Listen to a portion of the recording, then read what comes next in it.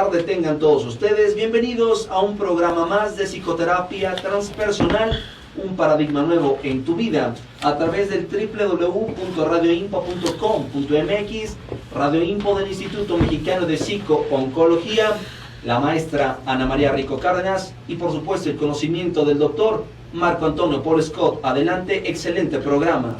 Buenas tardes, doctor. ¿Cómo le fue el fin de semana? Muy bien, disfrutando las fiestas tradicionales que se conmemoran en nuestro pueblo a partir del 26 de octubre y que culminan el 2 de noviembre y que al cual no le hicimos mención en el programa pasado, pero qué importantes son nuestras tradiciones y claro, permeada por el Halloween, una festividad más bien anglosajona, cuyo origen todavía se remonta más atrás y que es interesante. En muchos lugares no es como muy bien recibida, aunque creo que llegó para quedarse desde hace mucho tiempo y creo que a los jóvenes y a los adolescentes les encanta, y también a uno que otro que ya está más cascadito, también le entran con mucho gusto por esta cuestión del disfraz y este tipo de cuestiones. En mi caso, disfrutando mucho las tradiciones de la delegación donde vivo, que es la delegación Tláhuac, y que incluso... ¿Desde el 26 hasta el 2? Sí, es una serie de festividades que traen consigo la preparación de las tumbas y el recibimiento de muertos por condiciones específicas, no la general, claro, sabiendo que el día primero corresponde a Todos Santos, a los niños, y el día segundo a los adultos, pero las preparaciones y las llegadas se dan desde antes, y esto genera, poca gente lo festeja o lo conmemora, mejor dicho. Sin embargo, es interesante. Por ejemplo, el día primero para amanecer segundo en Santa Catarina Tláhuac hay un carnaval que sale de cerca del centro hasta llegar y que culmina en el Panteón. A las 12 de la noche van pasando enfrente de la casa y hay que salir. Sus vestuarios. Regularmente vestidos de calaveras, es lo que ha predominado y lo que predomina, vestidos de calaveras, con la tambora a un lado, baile y baile, harta cerveza, harto aguardiente, harto alcohol. Y ya cuando llegan al panteón ya van muertos, pero de la borrachera que se traen uno que otro. ¿Y en el panteón hacen más festividad? No en Santa Catarina. En Santa Catarina llegan al panteón y se empiezan a disolver, pero tenemos a un lado el pueblo de San Francisco Tlaltenco, donde sí hay una conmemoración y muy interesante, y incluso toda la noche, como sucede con Mixqui y con otros pueblos en Tláhuac. Qué interesante, doctor. Y como usted dice, toda la mezcla que se va haciendo de nuestras tradiciones con las tradiciones de otros países, como esta del Halloween. Sí, en el caso de nosotros es común ver a niños pidiendo calaverita, que es una tradición nuestra, con vestidos con algún disfraz de algún monstruo. Y entonces esta vestimenta corresponde al Halloween y la pedida a nuestras tradiciones prehispánicas. Entonces ambas se mezclan, entonces ya tenemos una mezcla que da desde lo prehispánico, lo hispánico y lo anglosajón, permeado por lo norteamericano, y entonces se genera algo interesante. Pero así es el mundo de ahora, en casi todas las tradiciones difícilmente encontramos que éstas se manifiesten o se den de manera pura. Casi siempre están permeadas, como es el caso de los carnavales, que para el caso de México la gran mayoría no corresponden a carnaval, no corresponden a la fiesta de la carne, pero sí corresponden mucho a los festivales, aunque algunos carnavales sí son fiesta de la carne, como el caso del de Veracruz, pero no el que nos presentan regularmente, sino el que se da entre las calles. Es verdaderamente una fiesta de la carne, y entonces hay que limpiarse después del carnaval, hay que sanarse, y para entonces llegamos al tiempo donde vienen las preparaciones para Semana Santa. Tal vez ha quedado un poco más puro lo que son las ofrendas y la visita al panteón, pero ya lo de los disfraces y todo esto, sí, de plano ya se absorbió mucho aquí en México. ¿Usted pedía calaverita cuando era niño? No, fíjese que en mi barrio la calaverita eran dulces. Lo que se daban eran dulces y la verdad no fui aficionado, aunque muchos de mis amigos sí lo hacían. Y regularmente lo que hacían es con una caja de zapatos hacerle los agujeritos y poner una vela adentro. Y ahí se iba uno pidiendo calaverita, o se iban ellos pidiendo calaverita, y había quienes les daban dulces y había quienes les daban algún centavo. En aquel tiempo 20 centavos era algo generoso y bien recibido. Entonces, no, yo no participé, ni una vez hice calaverita, que yo recuerde. Pues gracias por comentarnos qué hizo este fin de semana, y también nos gustaría escuchar cómo viviste esta última semana las tradiciones. Pues bien, doctor, ya para entrar al programa, hemos hablado de acontecimientos transpersonales. Ya hemos visto en otros programas los acontecimientos transgeneracionales y también los intergeneracionales. Hoy quedamos que vamos a empezar a ver todo lo que entra en el concepto intergeneracional. Ok. Antes de entrar a lo intra y entrar a la familia, quiero contestar 3 preguntas que llegaron la semana pasada. Una de ellas, en los mundiales consecuentes al muro de Berlín hubo participación de 2 Alemanias. ¿Hubo consecuencias en el deporte después de la unificación? Sí, claro. Más adelante las 2 Alemanias ya unificadas solo compiten con un representativo, recordando que Alemania de Oriente, la democrática, era una potencia a nivel amateur porque no se concibía el profesionalismo. Entonces, por mucho tiempo obtuvieron muy buenos lugares, incluso medalla de oro en las Olimpiadas. Y por el otro lado, en campeonatos mundiales estaba la Alemania occidental, la federal. Hay que recordar que una forma de presentarse hacia el mundo y las muchas o pocas virtudes del socialismo era a través del deporte. El caso de la Unión Soviética, el caso de Alemania, el caso de Cuba, donde la inversión en deporte era y es muy fuerte, y como consecuencia era como mostrarse ante el mundo como una gran potencia. Esto lo hizo muy bien la Alemania democrática, la Alemania oriental, la Alemania socialista. Y ya unificados, pues con la novedad de que hace poco quedaron campeones, lograron el campeonato del mundo en Brasil.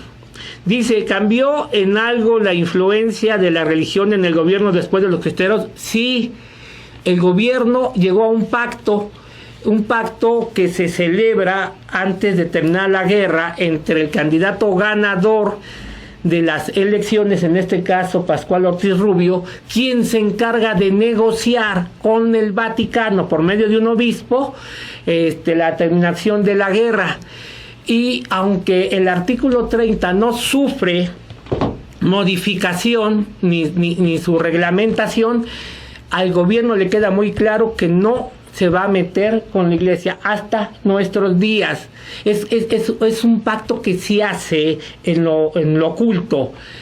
La única bronca es que al gobierno y a la iglesia se les olvidó informarles esto a los cristeros, y después del pacto los únicos que se quedaron colgados de la brocha fueron los cristeros, y las matanzas del gobierno federal por medio del ejército sobre cristeros fueron tremendísimas. Ese acuerdo lo logra una persona que no se consideraba nada inteligente, Pascual Ortiz Rubio, que compite con Vasconcelos por la presidencia de la República, pero Vasconcelos no se quiso ligar con los cristeros, y entonces casi toda su plataforma estaba dirigida hacia jóvenes intelectuales, pero no a los demás jóvenes.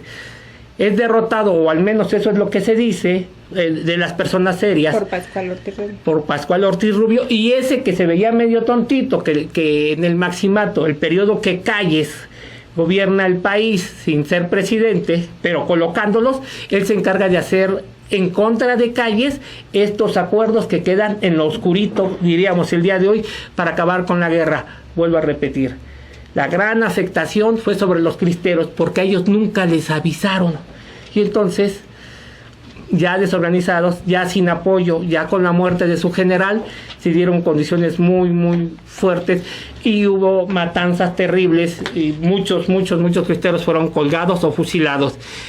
Sí, repito, ¿cuál fue la influencia? El gobierno dejó de meterse en los asuntos de la iglesia y la iglesia dejó, al menos de manera más significativa, de meterse en los asuntos del gobierno. Hay algo de expresar públicamente su opinión, ¿no? Era como que los sacerdotes antes lo expresaban públicamente de cuestiones políticas y fue como ahora reprimirse un tanto. No crea que se quedaron callados todos. Ahora, hay algo que es muy interesante. Lo que Calle les había impuesto era inaceptable para la iglesia, y una de ellas es que para oficiar misa el sacerdote tenía que ser casado, y esto no lo iba a permitir la iglesia. Les digo, el artículo 130 constitucional sigue vigente y cada quien determina y sabe lo que tiene que hacer. Ese es el acuerdo para acabar con la guerra. El problema es que no se les avisó a los cristeros y que le correspondería a la iglesia avisarles que se había llegado a un acuerdo. Por otro lado, tuvo consecuencias reflejadas hasta nuestros días el conflicto de la guerra de los cristeros. Sí, esta participación que hubo de del gobierno en el sentido de no tocar o tocar lo menos posible, así lo menos posible, los asuntos que tenían que ver con la iglesia. Otra de las preguntas me dicen que cómo se da el caso del padre Pro y de la madre Conchita. Bueno, son dos eventos diferentes que se dan en la misma época. El que había ganado la presidencia, que a veces dice presidente electo, no era presidente electo, había ganado la presidencia y no era electo porque la Cámara de Diputados no había dictaminado que la elección era legal. Entonces, pero sí había obtenido el mayor número de votos. Tiene un atentado primero. En ese atentado le mandan una granada o le intentan colocar dentro del carro una granada. Esa granada no cae dentro del carro, cae afuera, hay un intercambio de disparos, muere uno de los ocupantes del carro que intentó matar a Obregón. Empieza una investigación y aparece por ahí que el dueño del carro era el hermano del padre Pro, si no mal recuerdo, de nombre Humberto Pro. Detienen a Humberto Pro, detienen a un obrero y detienen a José Agustín Pro, que es el hermano de Humberto Pro. Sin juicio, sin nada, los fusilan a los tres. Recordemos que en México existe un organismo muy fuerte de defensa de derechos humanos llamado Padre Pro. Es en honor a él porque él no tuvo juicio. En calientito Calles dijo hay que fusilarlos y los fusilaron. Este es el primero. En el segundo atentado, después averigüen, ¿no? ¿Cómo? Sí. Si Calles era un criminal, a veces se quiere comparar a Calles con Obregón. Yo creo que Obregón no era de la calaña de Calles. Era más inteligente Obregón, por mucho más inteligente. Obviamente, es el general victorioso de la Revolución Mexicana. En el segundo, hay una madre que se encarga de convencer al futuro asesino, que es la madre Conchita. Me estoy refiriendo a convencer a León Toral, y le dice lo que hoy dice el Estado Islámico a sus seguidores. Le promete el cielo directo. ¿La madre se lo prometió? Sí, se lo promete, así muy fundamentalista. Se lo promete, es más, le dice: te va a estar recibiendo San Pedro, pero tú vas directo a la diestra del Señor. Lo convence. Y que era un caricaturista, se acerca a Obregón bajo el esquema de la caricatura, y cuando está ahí, lo asesina. En la investigación sale a relucir la madre Conchita y ella es condenada a muerte. Los juicios de León Toral se llevan a cabo y es condenado... la madre Conchita es condenada a 20 años de prisión, hasta donde recuerdo. Y León Toral, en los juicios, es condenado a ser fusilado y es fusilado. Entonces, son dos eventos separados. Uno es el atentado fallido y el otro es el atentado consumado. Nada más que los grupos católicos de la Ciudad de México no sabían algo, que Obregón ya estaba negociando la paz. Entonces, como no lo sabían, pensaban que el gran enemigo era Obregón, cuando Obregón lo que ya buscaba era pacificar el país, porque a él le interesaba un país pacificado, no un país en guerra. Con su muerte esto no se da, iniciamos el periodo del Maximato y ya le corresponderá esto a Pascual Ortiz Rubio. Entonces, ¿cuál es la gran influencia o los consecuentes de la guerra de los cristeros? Es que el Estado no toca a la Iglesia y la Iglesia procura no participar en cuestiones políticas. Cuestión que digo, en términos generales, se cumple. Sobre todo el Estado, no tocar a la Iglesia, a pesar de que de lo que ha sucedido con varias tropelías, no solo de la Iglesia Católica, sino de las otras iglesias, pero el compromiso era con la Iglesia Católica. Se aprendió que cuando se meten con cuestiones religiosas, hay un consecuente, y ese consecuente fue una guerra civil, muy grande, donde mueren 250,000 muertos aproximadamente, de acuerdo a Jan Meyer, y en base a eso, cada quien por su camino. Doctor, tenemos otros comentarios. Dice Suset Valviesco de Toluca, Lerma: festejamos a los muertos comiendo con ellos en sus tumbas, y es ahí donde se ponen las ofrendas, no en las casas, en el caso de ellos. Sí, y tiene toda la razón. En términos generales, la mayoría de las tradiciones es en el panteón. En términos generales, no en todas. Hay particularidades. Por ejemplo, en el caso de Tláhuac hay lugares donde es en el panteón y otros donde es la casa. Incluso se coloca un adorno para permitir una especie de estrella. Regularmente el color que predomina es el rojo, para guiar a los muertos el regreso a la casa. Digo, es que no tenemos una festividad de muertos, tenemos un conjunto de festividades, y lo podemos notar con mucha claridad en las ofrendas. La gran cantidad de ofrendas que hubo. De hecho, el día sábado me tocó ser jurado de un concurso de ofrendas, donde pude ver 2 ofrendas oaxaqueñas, y cada una con sus peculiaridades, lo cual significa que en cada región, claro, hay cosas muy específicas. Y en las de Oaxaca, las 2 que nos tocó ver se colocaban, de acuerdo a lo que nos narró la gente que investigó, en casa. Ok, aquí nos dice una alumna de psicología de Tláhuac: Nadia, gracias por escribirnos. El Día de Muertos es una celebración mexicana que honra a los ancestros. ¿Esto cómo lo explica en esta cuarta fuerza de lo transpersonal? Sí, recordemos que de nuestros ancestros tomamos muchas cosas. Algunas las vamos a hablar dentro de este programa, pero hay 2 que nos son muy interesantes, y una son las herencias familiares. Dentro de las herencias familiares, donde están los mandatos, están este tipo de celebraciones. Son fundamentales para ser parte de la familia, o para podernos identificar como parte de la familia. Yo le diría que más que una celebración mexicana, es una celebración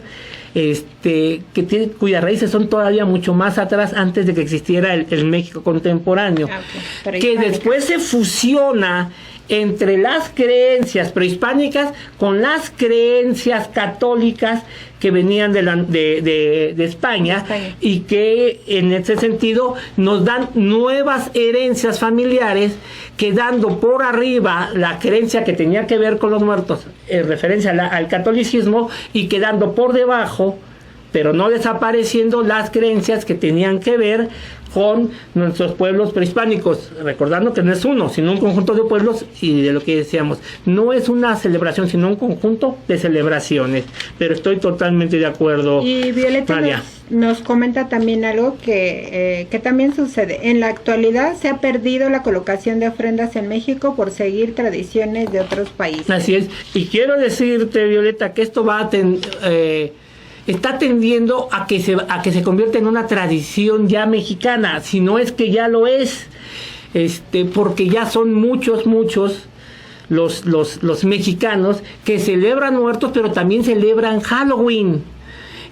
Quisiéramos que no se diera de esa manera, pero la realidad nos ubica en un contexto diferente, sobre todo en las ciudades, tal vez un poco menos en los pueblos, pero quiero decirle que, por ejemplo, en Ahuehuetzingo, Puebla, que está en Puebla, en el estado de Puebla, y donde la mayoría de los hombres han migrado a los Estados Unidos, muchos de los jóvenes y niños ya aparecen con las máscaras del hombre lobo, del monstruo de la laguna, de Frankenstein, que corresponden al Halloween, pero ya mezclándolas con nuestras tradiciones. Y aunque a los más grandecitos, a los señores de la tradición, no les gusta, pues se da. Incluso en Santa Catarina, el párroco dijo que no se podían vestir porque eran cosas demoníacas. Literal, así lo dijo. Pues a los jóvenes les valió. A los grandecitos, a los señores, como que siguieron esto, pero los jóvenes dijeron, no, qué demoníacas ni que nada, y había muchos jóvenes y muchos niños disfrazados en el pueblo, a pesar de la opinión que tenía el párroco con respecto al Halloween. Dice... No, es la que ya leí. Ok, perfecto. Mire, hablando de Puebla, ¿se gusta leer esto? En Puebla se festejan con los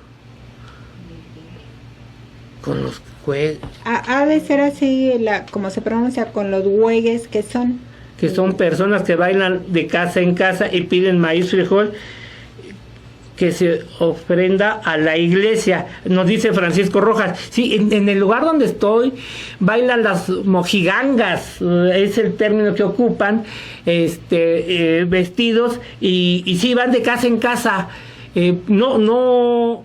Regularmente van recolectando comida, calabaza en dulce y cosas por el estilo. En el caso tradicionales de esta época, camote, calabaza. Sí, allá es calabaza, no es camote. Calaveritas.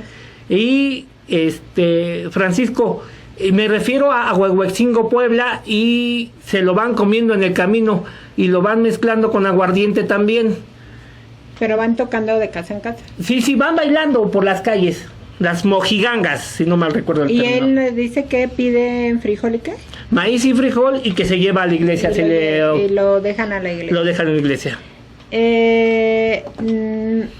Miriam Noyes, qué bueno que nos escribes. Ya tenía 2 programas que no nos escribía. Saludos a todos. Un abrazo al doctor. Muchas gracias, Miriam. Gracias por estar atenta al programa. Doctor, nos estaba hablando de todas estas acontecimientos que se van transmitiendo de generación en generación, y tiene que ver esto también con el área espiritual de las personas, las creencias de, bueno, me voy a conectar con mis ancestros, con los que ya se murieron. En términos generales tiene que ver más con las creencias religiosas, más que espirituales. Y las creencias religiosas están dadas en la estructura psíquica, en el pensamiento, en la mente. En ese sentido, y como lo había comentado, son parte de lo que nos van heredando nuestros antepasados, que a través de la generación tras generación van dando este mandato, y que este mandato tiene un carácter sagrado para la familia, o al menos para la familia que lo toma como tal. De tal manera que en el caso de mi familia, la ofrenda se coloca en casa, y la ofrenda debe de llevar alimentos que de alguna manera u otra le hayan gustado a las personas que ya no están, mi mamá, mi papá, mi abuela. Llevan la sal, llevan el agua, alimentos, su molito, las veladoras, su pescado para mi mamá, que comía mucho pescado, flores, las flores de cempasúchil, y unas flores que no conozco bien el nombre, son de color morado. Entonces nos dicen que pata de león parece que se llama. Pues posiblemente. Y se colocan los retratos. Este año, por un descuido, donde estaba la ofrenda había otros retratos, y entonces cuando llego y veo los otros retratos y que no han colocado los retratos de mis antepasados, les digo, quiten esos retratos, porque esos retratos son de personas vivas y esta ofrenda es de personas muertas.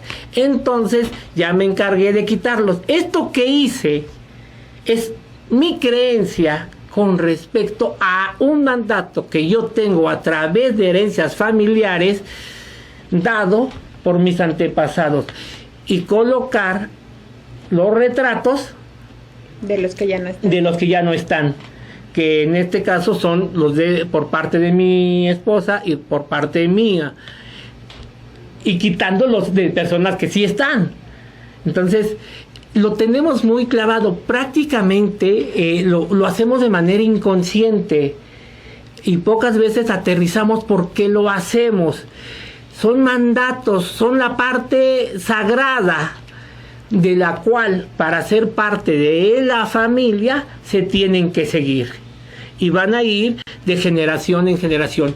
En la psicoterapia transpersonal esto es fundamental, el respeto y conciencia de qué mandatos están en mi vida. Ahorita estamos hablando de la celebración de Días de Muertos, pero hay otras creencias que deben de ser cuestionadas no por el terapeuta, sino por el paciente, y para cuestionarlas tiene que hacerlas consciente de la forma en que funcionamos. Por ejemplo, un paciente que llega conmigo, que ha tenido 4 experiencias matrimoniales, donde él dice que ha fracasado, cuando empezamos a analizar, encontramos que las 4 son enfermeras. Y que de esas enfermeras, las 4 son del ISSSTE. Cuando le pregunto si tiene consciente esto, me dice no, me acabo de dar cuenta. Entonces, ¿qué hace él?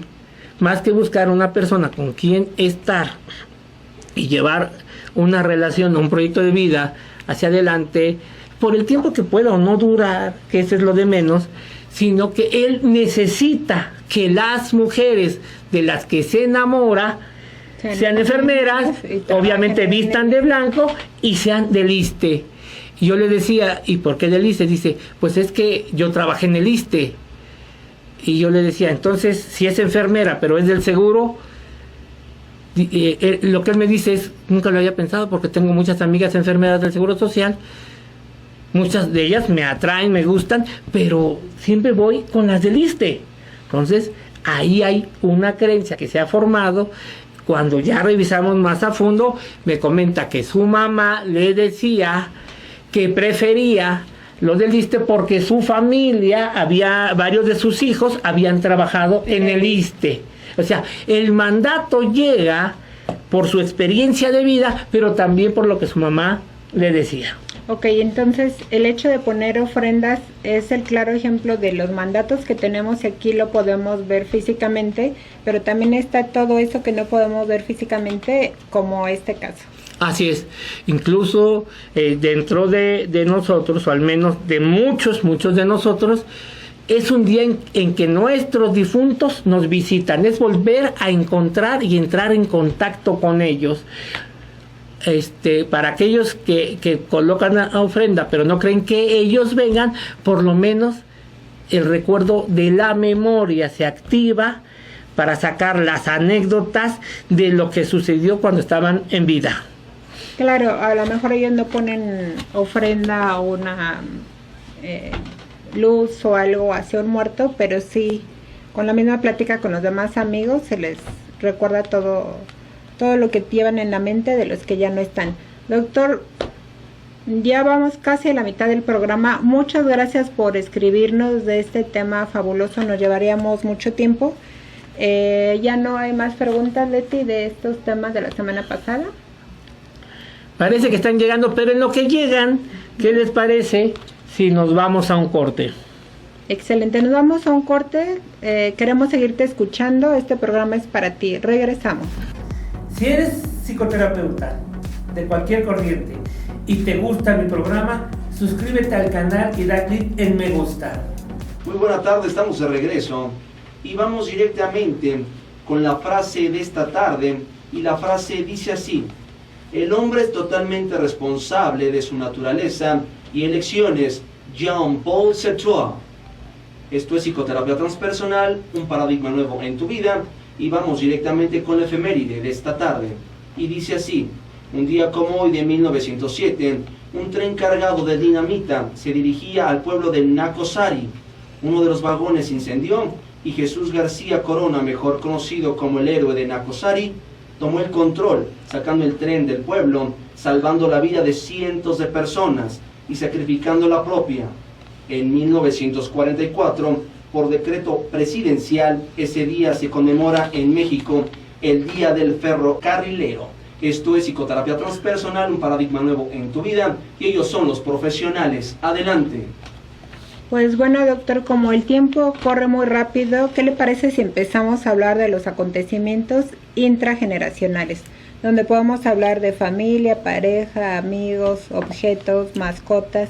¿Por dónde empezar? Yo creo que el primer punto es entender que la familia, al menos para los transpersonales, es un sistema abierto, en continua evolución, que se va dando generación tras generación. Este es lo primero. Y como es un sistema abierto, lo que sucede fuera del sistema afecta al sistema, como lo que sucede dentro del sistema afecta a lo que se encuentra fuera. Este sistema tiene derechos y obligaciones. La gran mayoría de estos derechos y obligaciones están en función de lo permitido, lo que la familia favorece. También tenemos lo permitido, lo no permitido, pero no prohibido, que puede ser que no está permitido que no llegues a la hora de la comida, pero no está prohibido. Y tenemos un tercer punto que dice lo no permitido y totalmente prohibido, que es como, por ejemplo, en el caso de algunos hogares, que se falte a casa, que el hijo o la hija o el marido o la mujer falten a casa. Lo permitido, lo no permitido, pero no prohibido, y lo prohibido totalmente. Sí, lo no permitido y prohibido totalmente. Esto es como algo muy obvio, aunque requiere que para cada familia analicemos cómo se dieron estos mandatos. Recordando que es un conjunto de herencias. La primera vinculación que tenemos de los mandatos se da a través de la conjunción de los apellidos, porque estos determinan mucho más que la simple conjunción de letras.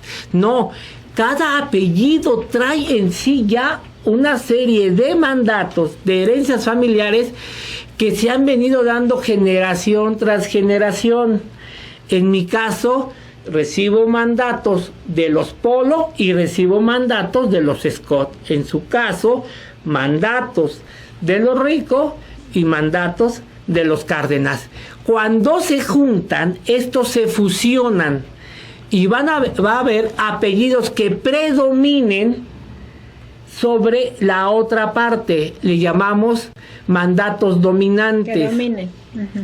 Y estarán los dominados, pero que sean dominados no significa que desaparezcan. Simplemente se fusionan de tal manera que unos van a estar o van a prevalecer más que los otros, pero los otros siempre estarán presentes. Tenemos las familias. Dice, por ejemplo, yo soy Polo Scott. Como puede decir alguien, yo soy Hernández Sánchez. Como puede decir alguien, yo soy Pérez López. Entonces, esto es una gran identificación. Cuando yo era niño, allá en el barrio, en la colonia cosmopolita, la delegación Azcapotzalco, donde crecí, una forma de saber cómo era determinado chamaco, y preguntaban los adultos, los maestros, ¿y este niño quién es? Ah, él es Marco. ¿De qué familia? Es de los Polo Scott. Está bien, es buena familia. La familia nos da la primera identificación social. Pero ya llegará alguien que dijese, ¿y que este niño quién es? Él es Marcial. Es de los Sánchez Mondragón.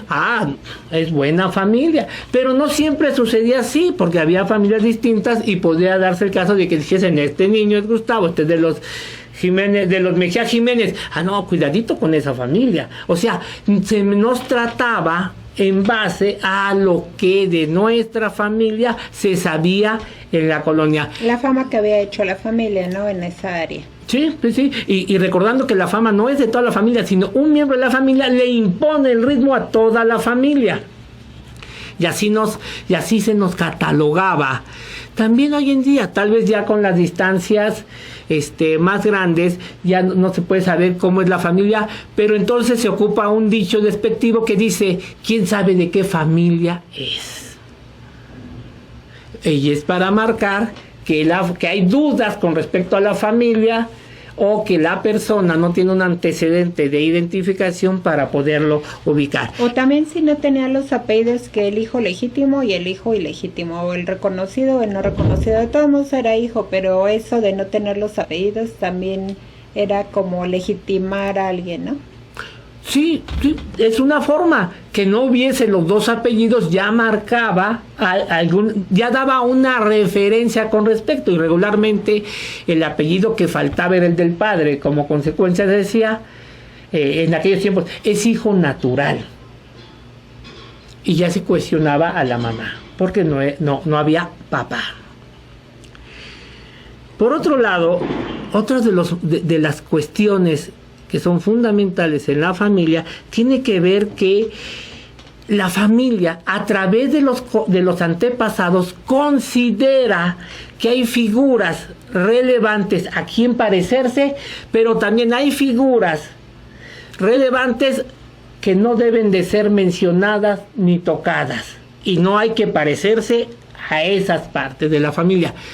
Por ejemplo, puede ser que al niño le digan, es toda la cara del abuelo, pero el abuelo está colocado en un nicho, es alguien a quien se le considera como ejemplar, es igualito a mi papá, dice el padre, y como tal empieza a tener esta identificación proyectiva con respecto a lo que se consideran las cualidades, en este caso del abuelo.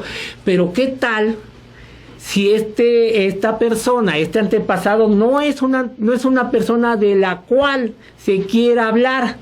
Porque hizo tropelías, porque está en esta persona hay secretos que lastiman, que laceran, que duelen a la familia, que causan vergüenza, y entonces a ese no se menciona, ni tampoco se va a querer que nadie se parezca. Un ejemplo, yo tuve una paciente cuyo marido, además de que era alcohólico, también en algún momento intentó abusar de una de sus hermanas, de esta señora, de la cuñada. Ajá. Y le habían dicho, y al hijo mayor le habían colocado el nombre de Ricardo Alejandro. Entonces, para no mencionar al señor que se llamaba Ricardo, a este muchacho, a este niño, omitían el Ricardo y siempre le dijeron Ale. ¿Por qué lo hacían? Porque el Ricardo traía consigo el recuerdo de ese padre, de ese esposo alcohólico y que había intentado abusar de un familiar. Entonces no se tocaba. Tiene las dos características en el caso de la familia. Por un lado, hay que parecerse a las figuras relevantes, nutritivas, y no hay que parecerse ni ser mencionados para los otros tipos de figuras relevantes, tóxicas, de acuerdo a la familia. Y el tercer punto es que la continuidad de la familia pasa de generación en generación, y es obligación de sus integrantes que se mantenga y prevalezca. En el caso de la tradición judío-cristiana, mucho se da a través del apellido, y se busca mucho que el hombre, el primer hijo, sea varón. Esa es la cuestión, para que la familia, la estirpe, el apellido vaya de generación en generación y se pueda seguir dando. Entonces, esta continuidad tiene que ver con esto. Y el otro punto, finalmente el cuarto punto, es: toda familia posee en sí aquello que la determina como cualidades, y estas están en función de los mandatos. Es decir, Un Paul Scott debe de ser educado, pero no puede ser grosero. Para cada mandato hay una polaridad de lo que debe y de lo que no. Entonces, en ese sentido se van a ir dando las Mire, cosas. aquí tengo un ejemplo de esto. Nos dice Luis Morales, gracias por escribirnos. En mi pueblo todavía se conocen a los Pacheco como grandes católicos, ya que son ellos los que año tras año cooperan con mucho para la fiesta patronal. O sea, se ha pasado toda esta herencia de generación en generación y esa familia es completamente identificada como los que organizan todo esto. Así es. Y Mireia dice, ¿se puede decir que los apellidos eran muy importantes para conformar una nueva familia? Sí. No sé si ya pregunta, pero sí, tanto que hay así como la broma, que no lo fue tanto en su tiempo, de que no era lo mismo casarse con una Hernández Sánchez que casarse con una Limantur. Vamos, hay un programa que no mucho vi una repetición de él. El programa es de Ortiz de Pinedo, de una familia de 10 integrantes, y en alguno de los episodios aparece alguien que dice, pues son los López, sí, pero los López son cualquiera, se pidan Limantur por fuera. Ese es así el asunto. El apellido marca mucho. Hoy tal vez no sea tan importante el contenido del apellido en letras, pero sí es muy importante que la familia de donde proviene el apellido sea alguien respetado, de tal manera que aunque decimos que ya la familia no cuenta, yo diría, como dice el famoso comercial, cuenta y cuenta mucho. Así es. Nos están pasando más preguntas, doctor, precisamente de todo esto que nos está comentando. De estos acontecimientos intrageneracionales, tenemos familia, pareja, amistades, personas. Hoy concretamente estamos hablando de la familia. Tiene que ver también el número de como de generaciones, de cuántas generaciones estaríamos hablando. Regularmente para el trabajo psicoterapéutico hablamos de 3 generaciones, que sería los abuelos, los padres y el paciente. En otras corrientes, por ejemplo, en los psicogenealogistas hablan hasta de 7 generaciones. Hay algo que sucede, por ejemplo, para la ciudad, es complicado rebasar la 4ª o 5ª generación, porque no se tiene el conocimiento de los antepasados, de más allá de 3 o 4 generaciones, y como consecuencia hay muy poca información, salvo en lugares muy rurales y en lugares donde el pueblo sea muy antiguo, no haya crecido a nivel de ciudad y se mantenga cierto registro. Aquí la cuestión es que es muy escaso, y regularmente aquí tenemos un problema de otro tipo, y es las relaciones entre familiares.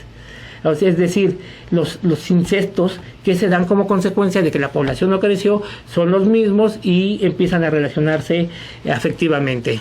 Yo con algunos pacientes, con algunos amigos y en mi propio caso me he dado la tarea de estar preguntando precisamente de los ancestros, de los padres, de los abuelos, y efectivamente hay muy poca información.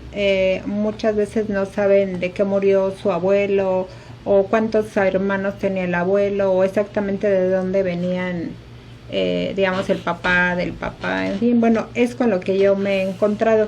Tal vez hoy estemos cambiando también porque ya hay más información, más registros y más formas de llevar todo esto controlado. Nos dice Brenda, doctor, actualmente ya no se utiliza ese término de hijo natural. Es pregunta. Ya no, y mucho menos en la Ciudad de México, donde ya la madre puede registrar, ya tiene años que puede registrar con sus 2 apellidos.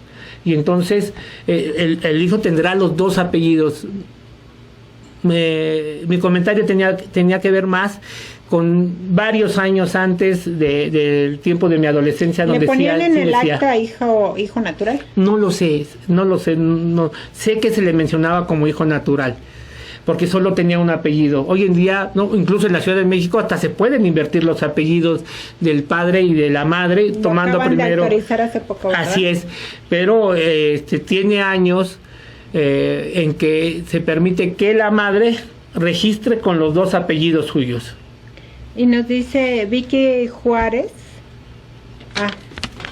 Usted lo tiene que leer, doctor. Piden saludos de parte del doctor para el grupo de psicología 18B, Vicky Juárez. Claro que sí, Vicky. Muchos saludos a psicología y sobre todo al grupo 18B, que se debe a que es un grupo grande y se divide en dos para tener mejor, poder tener mejor nivel académico dentro de los grupos, que es una cosa que hace mucho el INPO, para no saturar los salones, 1 y 2. Tener mejor aprovechamiento académico. Gracias, Vicky. Saludos a ti y a tus compañeros. A toda la generación. Doctor, es tiempo de hacer otra pausa, otra breve pausa, y continuamos aquí en tu programa Psicoterapia Transpersonal, un nuevo paradigma en tu vida, con el doctor Marco Antonio Polo Scott. Deja tus preguntas y aportaciones de la psicoterapia transpersonal en la caja de comentarios. Y bueno, ya estamos de regreso en este tu programa Psicoterapia Transpersonal, un paradigma nuevo en tu vida. Gracias, Héctor. Pues yo quiero enviar un saludo a Tlaxcala, a Puebla, a Ciudad Victoria, que nos están sintonizando. Y nos dice Rocío, gracias por escribirnos: en mi familia, los Sánchez Colín, las mujeres no estudiaban. Entonces costó mucho el modificar que mis primas y hermanas pudiesen estudiar una carrera universitaria. Muy bien. Nos llega de Belén: en la ofrenda que coloco en mi casa, en primer lugar pongo la fotografía de mi papá, y por jerarquía mis abuelos y luego mis tíos y primos. Sí, esto sería, Belén, si buscamos el origen, posiblemente encontremos una herencia familiar donde la jerarquía para la ofrenda esté en función de lo que determina la familia, sí. Y digo, como una posibilidad, porque no conocemos más allá de esto. Bueno, también es importante saber que cada familia posee a sí mismo características que le son propias. Y una de las características primeras tiene que ver que los miembros de la familia, todos los que son considerados como miembros de la familia, poseen un carácter sagrado. Es decir, la familia hacia adentro se puede destruir, pero que nadie de afuera intente atacar a algún miembro de la familia, porque si no, entonces la familia invoca el carácter sagrado y se unen en contra del agresor externo. Es común que la relación de la familia mejore después de un acontecimiento donde se suscitó que alguien de afuera atacara o se pensase que atacó a alguien que es miembro de la familia. En la familia, las relaciones familiares se dan vía el intercambio afectivo, es decir, entre más afecto haya hacia un miembro de la familia, mayor importancia y nivel jerárquico posee. En términos generales, mucho de esto está dado en función de los padres, o de los abuelos, o de los hijos menores, de tal manera que en donde haya más afectividad o hacia el miembro de la familia, que haya mayor afectividad, tendrá mayor importancia. Y esto es muy importante desde la psicoterapia, porque si se llega a presentar que alguien de la familia enferma y a partir de ahí la vinculación afectiva hacia ese miembro se vuelve más fuerte, más intensa, él marcará el ritmo en el que se mueve la familia, porque además el ritmo de la familia no lo impone el líder desde lo transpersonal, lo impone a quien se le dedique más tiempo, y este afecto no siempre tiene que ser nutritivo, pudiendo darse el caso de los afectos tóxicos, como el caso de los adictos. Un ejemplo sencillo es que si hay un miembro de la familia que es alcohólico, por ejemplo un hijo, este va a marcar el ritmo en el cual se va a mover la familia.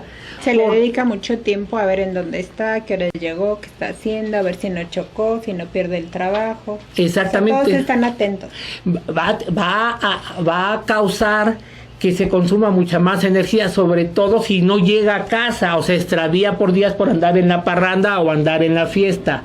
Entonces, la familia se mueve por el miembro donde esté depositado la mayoría de los afectos y no por la visión tradicional del líder. Es el miembro dominante quien se encarga de marcar el ritmo por el cual funciona la familia. Recordando que cuando encontramos un miembro dominante adicto, regularmente nos habla de una familia adicta. O sea, no solamente este miembro, sino los demás miembros de la familia se vuelven o se consideran como adictos. La tercera característica de la que nos habla es que los miembros de la familia son responsables recíprocos de lo que sucede dentro del sistema familiar, de acuerdo al nivel afectivo o al intercambio de relaciones que tengan, pero todos son responsables, incluyendo a los pequeñines. Aquí estaríamos hablando también de familias del mismo sexo. Sí. Esta separación está más bien dado por las discusiones que se han dado, muchas de ellas sin ningún fundamento. Incluso me tocó ver en un programa de televisión que una persona que su formación tiene que ver por otro lado, tiene que ver con administración y con comunicación, estaba hablando del daño que se le produce a los niños por los matrimonios del mismo sexo. Yo decía, ¿de dónde lo saca? Y ya después decía que él aconsejaba a familias porque desde sus creencias, pues él era una especie de consejero matrimonial de corte católico. Entonces decía, sí, pero esto, o sea, tu opinión que tú viertes y que siguen otros, pues no tiene ningún fundamento de tipo psicológico y mucho menos psicoterapéutico. Entonces, la discusión se da, en el sentido de lo que usted comenta, se da por lo que gente como él y otros han hablado. Las familias no se dan por género. Las familias se dan, en primera instancia, porque hay una atracción. Se dan porque hay unos mandatos, herencias familiares que dicen que tienen las cualidades que yo tengo moldeadas dentro de mí, de acuerdo a lo que es adecuado. Se encuentra en la misma frecuencia y en un momento dado decidimos compartir un proyecto de vida en común que nos lleva a consolidar la unión que va a derivar en primera instancia en una pareja y posteriormente en una familia. Y entonces aquí el género no da ni más ni menos. Ahora, que si las familias del mismo género son mejores que las otras, no, yo creo que son familia. O sea, no podemos generalizar o que las familias de géneros diferentes son mejores, no, o son peores, no. Esto ya depende de una situación para la cual, para cada caso, tendremos que hacer un análisis de la familia, en tanto esto se pudiera realizar y que es muy complicado. Además, también hace falta todavía muchos estudios serios acerca de esto, ¿no? Sí, es que la discusión no tiene que ver con estudios. Si la discusión tuviera que ver con estudios, ya se hubieran hecho y se hubiera solucionado. La discusión tiene que ver con fanatismo. Y específicamente, así como en el tiempo de los cristeros, de una liga que deriva desde allá, que tiene que ver con la liga de la defensa de las buenas tradiciones y costumbres de la familia, y específicamente no de los católicos, sino de un grupo específico de católicos, porque la gran mayoría de este país son de creencia católica y ellos tienen opiniones diversas. Es un grupito de las buenas costumbres, así como sucedía antes, aquellos que leían el manual de Carreño, aquellos de la liga, de las que ya hablamos en algún momento, pero son, afortunadamente, gracias a Dios, los menos, pero cuyo peso es fuerte por el poder económico que muchos de ellos poseen, recordando que a veces el Estado, y como consecuencia de la lucha cristera, no se mete con ellos para que digan cosas a las cuales no tienen, desde mi punto de vista, el conocimiento suficiente. Y obviamente esta es una opinión más que personal, es opinión totalmente personal, y seguro que ellos dirán que yo no tengo fundamento para decir lo que estoy diciendo. Doctor, estamos hablando de acontecimientos intrageneracionales. Así es. De la familia, pero esta familia, ¿desde cuándo nos empieza a heredar, a afectar, a conformar? ¿Desde el día que nacimos o desde la gestación? Y yo por mucho tiempo lo tomé como el nacimiento. Sin embargo, hoy las evidencias que tenemos me dice que no tiene que ver con el nacimiento, o no es el nacimiento el punto de inicio, sino la gestación. Y entonces cada vez estoy más convencido que es la gestación, porque el tiempo en el cual se produce o dura el embarazo debe de ser tomado en cuenta. Porque la madre está viviendo una serie de emociones y una serie de circunstancias que seguramente le está transmitiendo al bebé. Sí, la madre y la familia. O sea, no solamente lo que le sucede a la madre, sino lo que está sucediendo en la familia que ya está. Si no es la familia con el padre por alguna situación, es la familia donde habita la madre. Bueno, o donde la habita familia el padre. y también en la sociedad, doctor. Totalmente, recordando el segundo postulado de la psicoterapia transpersonal, que dice que el todo afecta a cada una de sus partes, cada una de sus partes afecta el todo. La familia afecta a sus miembros, los miembros afectan a la familia afecta a la comunidad, como la comunidad afecta a la familia afecta a la sociedad afecta a la comunidad, de tal manera que por deducción la sociedad afecta al miembro de la familia, como el miembro de la familia afecta a la sociedad en mayor o menor intensidad. Y entonces este miembro tiene en su vientre a alguien que se está formando y ya desde ahí lo está afectando.